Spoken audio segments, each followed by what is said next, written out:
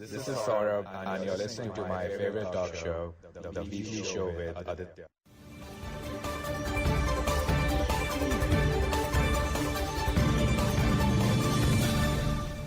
This is a story of how I would, while traveling from home to college, to kill time and not fall asleep like my fellow cabmates, listen to a sports match using an anachronistic device, a Walkman and earphones. Yes, a Walkman through which one would listen to FM. And this was happening 13 years ago.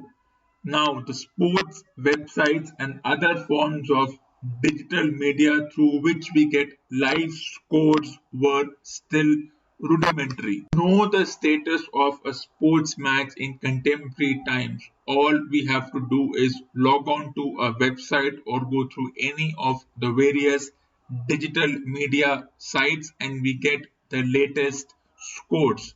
But back then, the Walkman was the only way to know the status of a sports match, especially if you were in a vehicle or in places where TV coverage was patchy.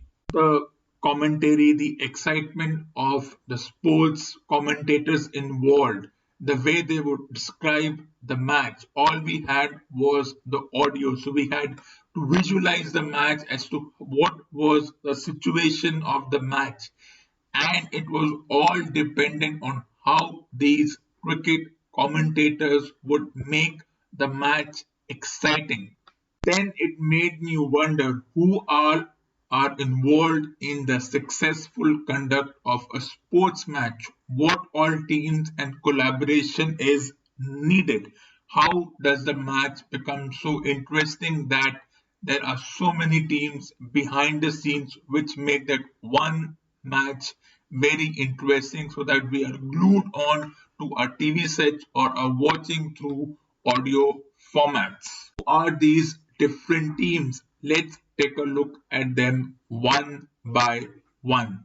Ground staff and the groundkeepers who make sure that when the athletes step on into the field, the ground is in pristine condition and they are able to focus on their skills and are able to carry out a successful match. Then there is the live studio audience, that is, members of the audience who are present inside the stadium or the arena when they cheer for their different athletes, or in contemporary times, virtual audience enjoying the game from the comfort of their homes as virtual TV screens are put up at various points in stadium so that the athletes feel as if it's a real audience present there, which also depends on the nature of the match. Then how can one forget the various sponsors and financiers involved in a sports match?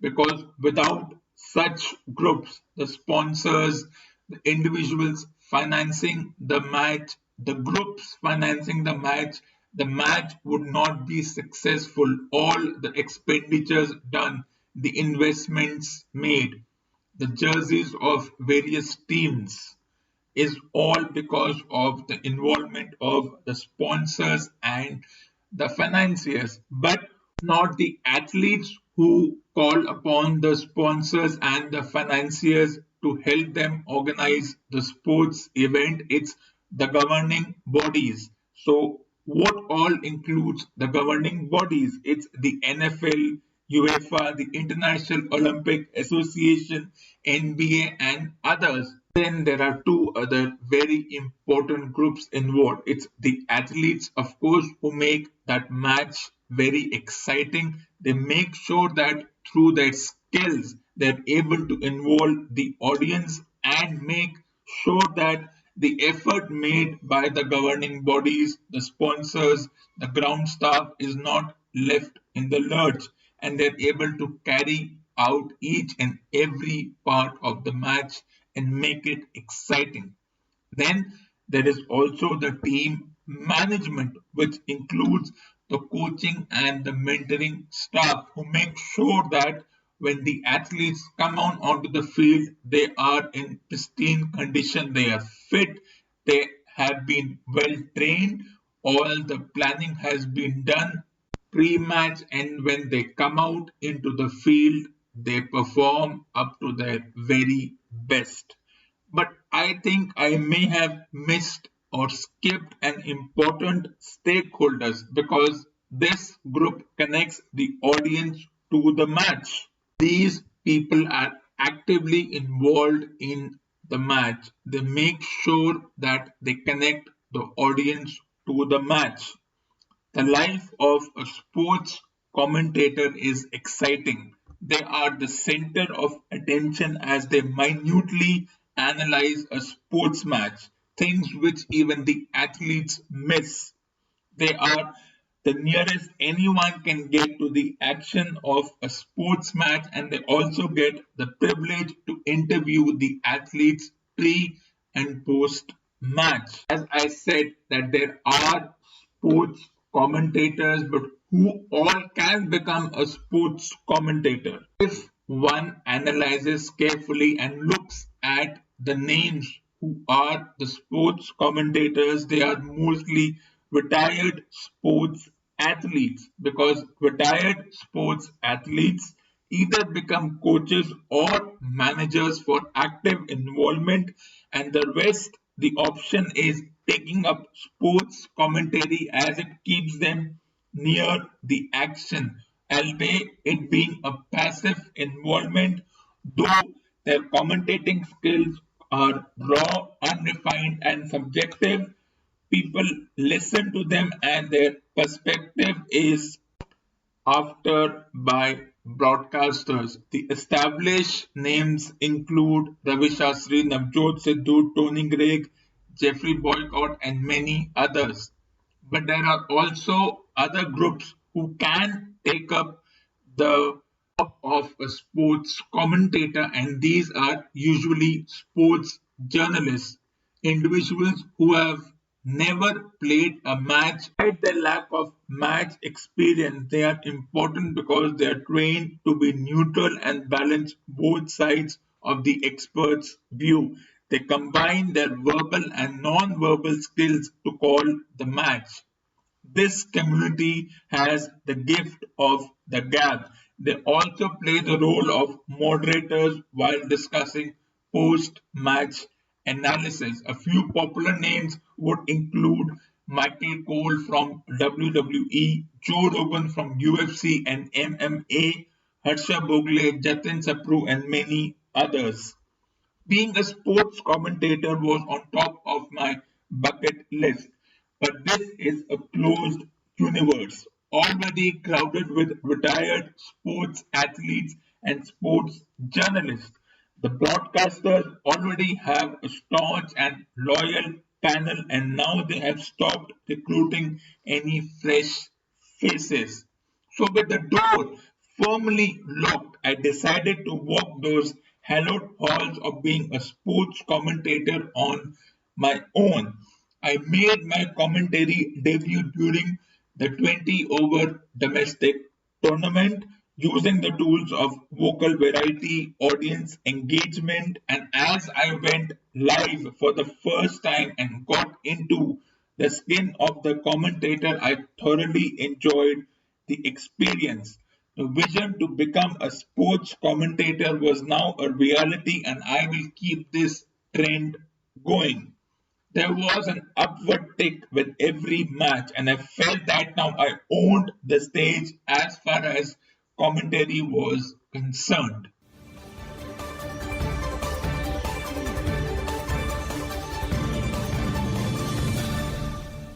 In sports, there may be a substitute for injuries and other tactical reasons, but there is no substitute as far as a talk show is concerned in the domain of sports, entertainment, and education, as India's most popular talk show is inching towards another milestone with 4 episodes left for 300 episodes. His own is only 4 episodes away and a week from this Wednesday, as this talk show has reached gargantuan levels never seen before, with 4 episodes dedicated to commentating live matches.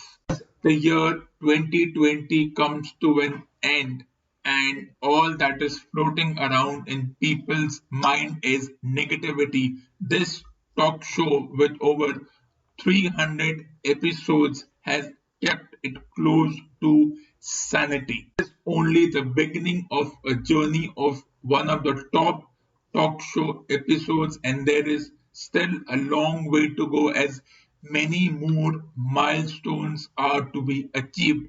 But we look at those milestones at another day as we celebrate the reach towards 300 episodes, a milestone which is not often reached. Talk show is one of the positive things to come out in 2020, which has been plagued by nothing more than doomsday scenarios being predicted by majority of individuals, with term positive now being seen in a light which is usually in a negative light. So if you are positive, then you're not in a good state. Just 24 days remaining for the end of 2020. What will 2021 look like as far as this talk show is concerned? Well, many more milestones to achieve, a lot of records to be broken, and making sure that in a world where doomsday scenarios are being theorized, all this talk show has to do is make sure that it keeps the positive hum going. This talk show is the antidote that the world needs right now, and a long way to go to make sure that the antidote is kept up and running.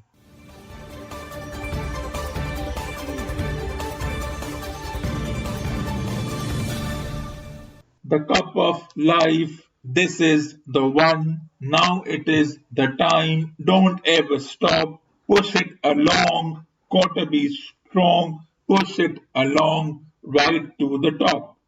The feeling in your soul is gonna take control. Nothing can hold you back if you really want it. I see it in your eyes. You want the cup of life. Now that the day is here, gotta go and get it. Do you really want it? Yeah. Do you really want it? Yeah. Here we go. Ale, ale, ale. Go, go, go. Ale, ale, ale. Tonight's the night we are gonna celebrate the cup of life. Ale, ale, ale. The cup of life. It's do or die. It's here. It's now. Turn up the lights. It roll. Push it along. Go, go, goal. Feel the heat. The world is at your feet. No one can hold you down if you really want it. Just steal your destiny right from the hands of fate. Reach for the cup of life because your name is on it.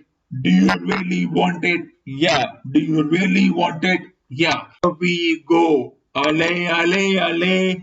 Go, go, go. Ale, ale, ale. Tonight's the night we are gonna celebrate the cup of life. Ale, ale, ale. The feeling in your soul is gonna take control. Nothing can hold you back if you really want it. I see it in your eyes. You want the cup of life. Now that the day is here, gotta go and get it. Do you really want it? Yeah. Do you really want it? Yeah. Do you really want it? Yeah. Yeah, yeah, yeah. Here we go. Ale, ale, ale. Go, go, go. Ale, ale, ale. Tonight's the night we are gonna celebrate the cup of life. Ale, ale, ale. Un, dos, tres. Ole, ole, ole. Un, deux, trois. Ale, ale, ale. Tonight's the night we are gonna celebrate the cup of life. Ale, ale, ale.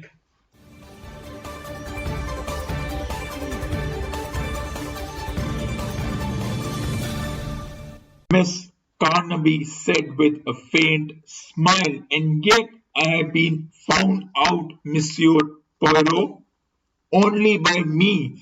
That was inevitable. When I had interviewed Mrs. Samuelson, I realized that the kidnapping of Shantung was one of a series. I had already learned that you once had been left a Pekingese dog and had an invalid sister. I had only to ask my invaluable servant to look for a small flat within a certain radius occupied by an invalid lady who had a Pekingese dog and a sister who visited her once a week on her day out. It was simple. Amy Carnaby drew herself up. She said, "You have been very kind. It emboldens me to ask you a favor. I cannot, I know, escape the penalty for what I have done. I shall be sent to prison, I suppose. But if you could, Monsieur Poirot, avert some of the publicity so distressing for Emily and for those few who knew us in the old days. I could not, I suppose, go to prison under a false name, or is that a very wrong thing to ask?" Hercule Poirot said, "I think I can do more than that. But first of all, I must make one thing quite clear. This rap has got to stop. There must be no more disappearing dogs. All that is finished. Yes, oh yes, and the money you extracted from Lady Hoggin must be returned." Amy Carnaby crossed the room, opened the drawer of a bureau, and returned with a packet of notes which she handed to Poirot. "I was going to pay it into the pool today." Poirot took the notes and counted them. He got up. "I think it possible, Miss Carnaby, that I may be able to persuade Sir Joseph not to prosecute." "Monsieur Poirot!" Amy Carnaby clasped her hands. Emily gave a cry of joy. Augustus barked and wagged his tail. "As for you, mon ami," said Poirot, addressing him, "there is one thing that I wish you would give me. It is your mantle of invisibility that I need. In all these cases, nobody for a moment suspected that there was a second dog involved. Augustus possessed the lion's skin of invisibility. Of course, Monsieur Poirot, according to the legend, Pekingese were lions once, and they still have the heart of lions. Augustus is, I suppose, the dog that was left to you by Lady Hartingfield and who is reported to have died. Were you never afraid of him coming home alone through the traffic?" "Oh no, Monsieur Poirot. Augustus is very clever about traffic. I have trained him most carefully. He has even grasped the principle of one-way streets." "In that case," said Hercule Poirot, "he is superior to most human beings."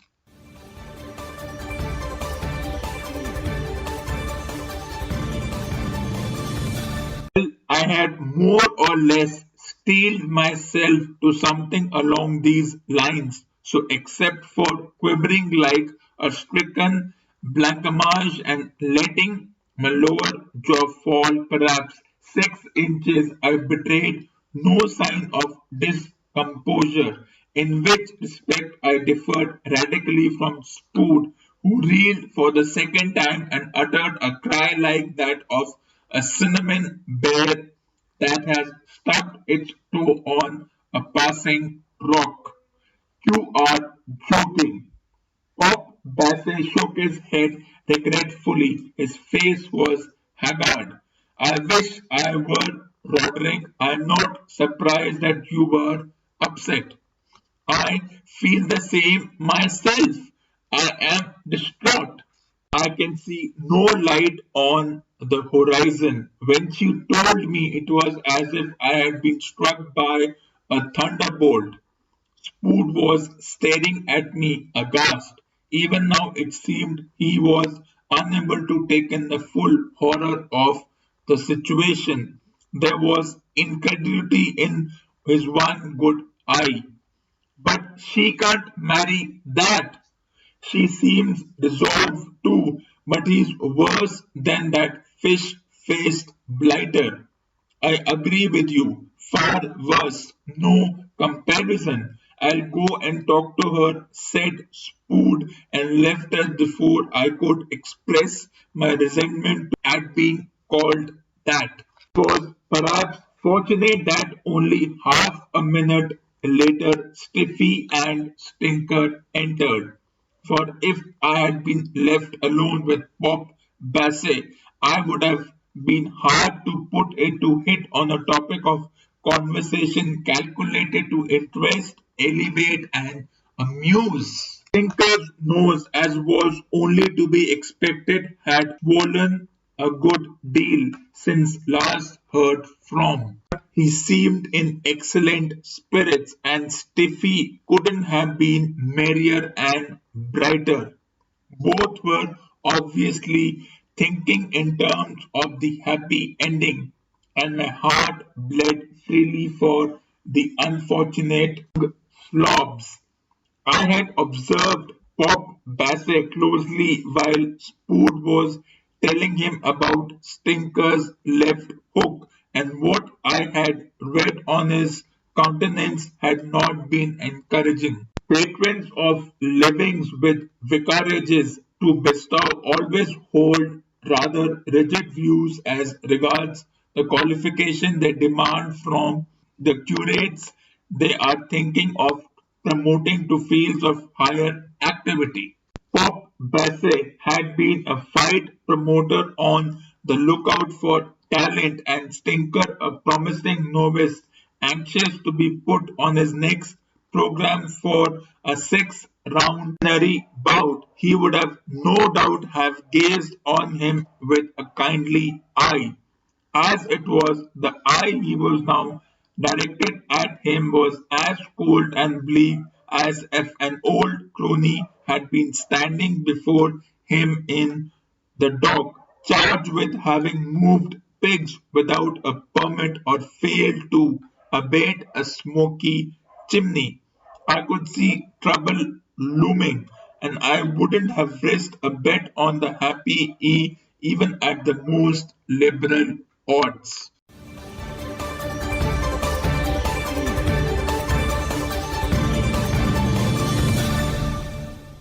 For more awesome content, tune in to the next episode of the weekly show with Agatha.